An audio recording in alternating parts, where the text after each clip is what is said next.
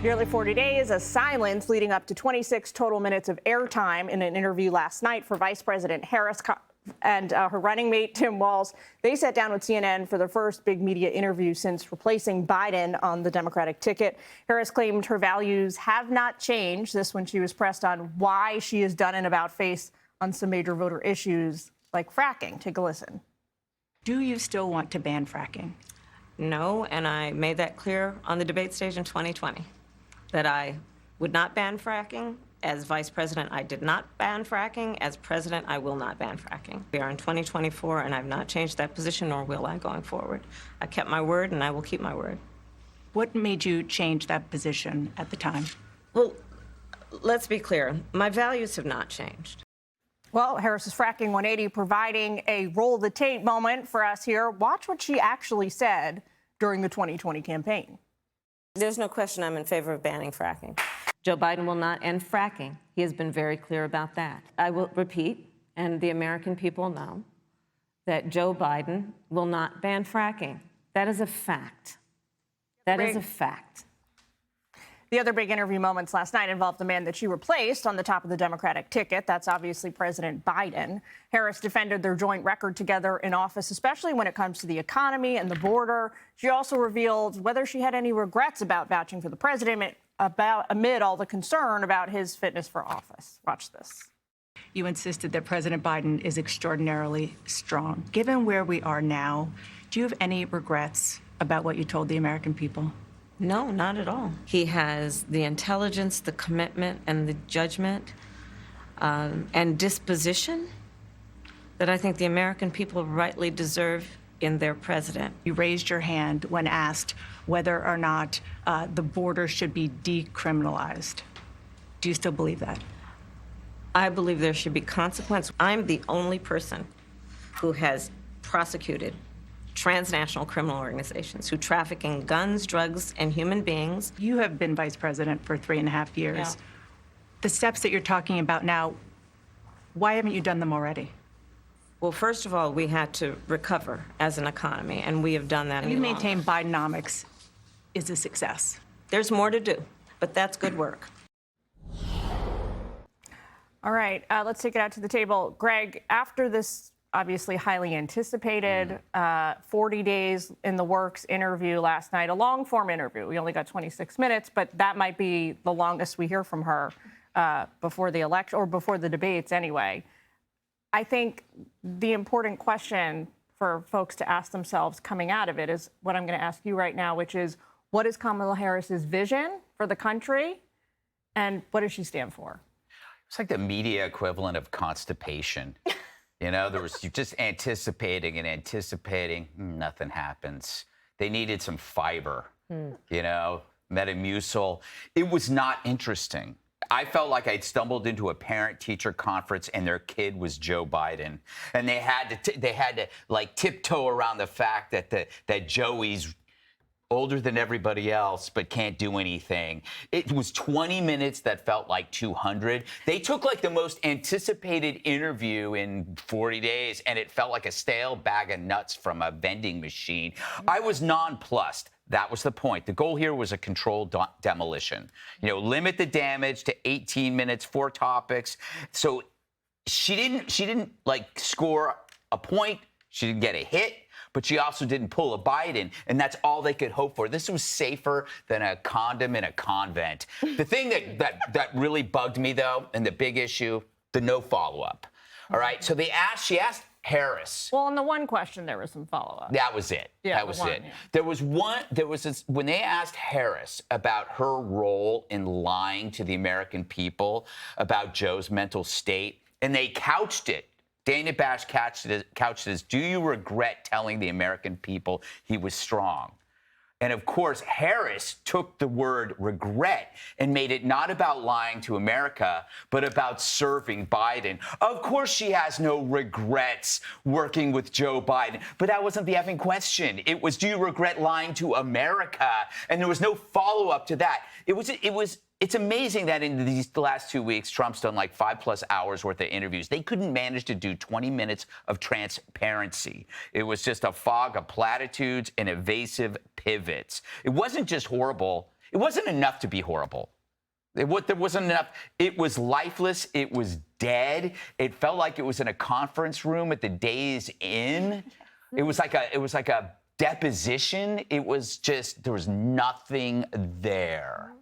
So to Greg's point about her answer when it comes to vouching for President Biden, David Axelrod over on CNN actually liked her answer. He gave her kudos for it. Take a listen to what he said. Who cares about him? She didn't run away from him. She gave him, I think, his due. She understands that there's some political risk to that. That actually was elevating to me in a way that I hadn't expected. So I think on the whole, this was a good night. It wasn't a huge, I don't think she moved the ball that much forward, but she certainly didn't fall back.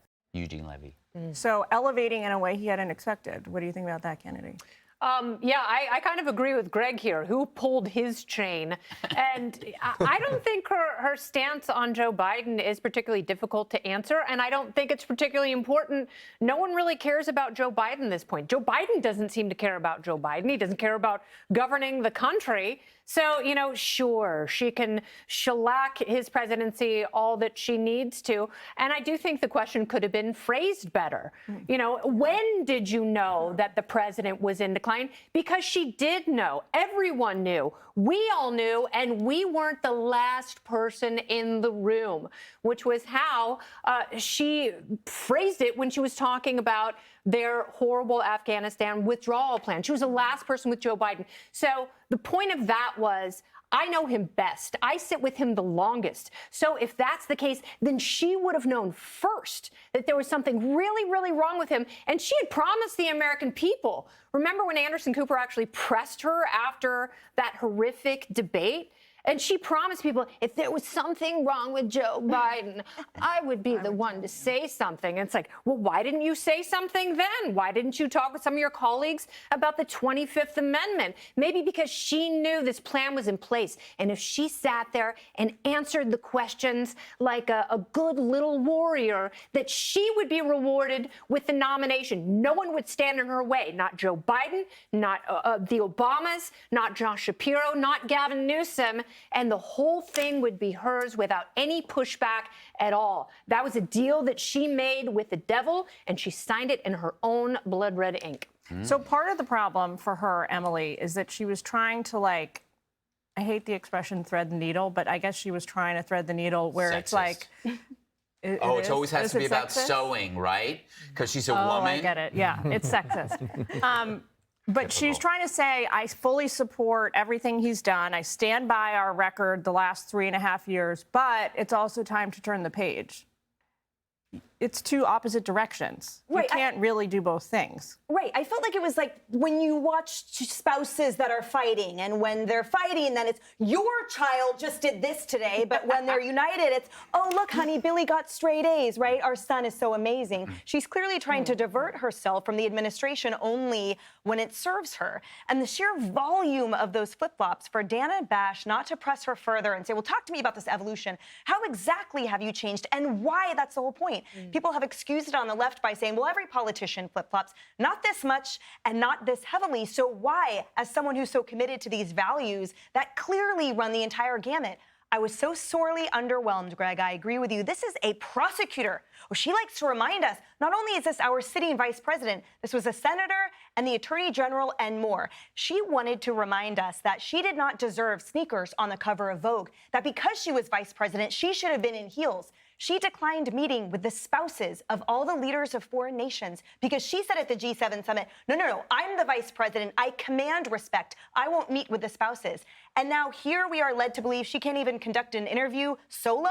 She can't formulate thoughts. She was clearly totally unprepared, except for her pull the chain comments that she likes to repeat. And otherwise, there was zero command of knowledge, information, and experience that you would expect out of someone who's been in the White House for 4 years and who wants to be there for another 4 years at the top. We're going to get into Governor Walz in the next block a bit, but I just want to ask you, Joey, because there was so much criticism of him joining this interview before it took place. Everyone, you know, sort of coming down hard, Republicans certainly, and saying she should have handled this one solo. So now that we have seen the interview, Do you think it was the right call for him to be there or not? I have no idea why he was there, other than maybe to make her look smarter and more intelligent or more eloquent in her speech. I don't know. The things he did say, we'll talk about later.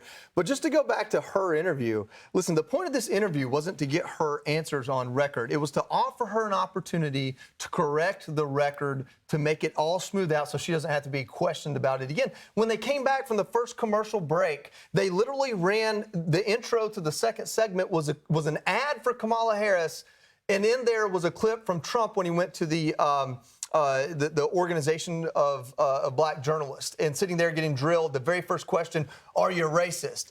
And the irony in that is that they only had that clip of Trump because he will sit down and answer questions from anyone. He's not afraid, he won't back down. She gave more details about the breakfast that she supposedly had when she was told that Biden was dropping out than any policy they asked her. I mean, the only numbers or facts I could find, I took notes for the part of the interview I watched. I eventually went back to college football. But she said, hey, $10,000 tax credit, that's cool. J.D. Vance wants to do, or $6,000 tax credit, that's cool. J.D. Vance wants to do 10. And then she said, we're going to give you $25,000 so you can buy a house that costs twice as much as it did last year. And tell me how that's a good deal. But we know about bacon and pancakes and puzzles and all the other horse crap that she threw in there that I don't believe any of it.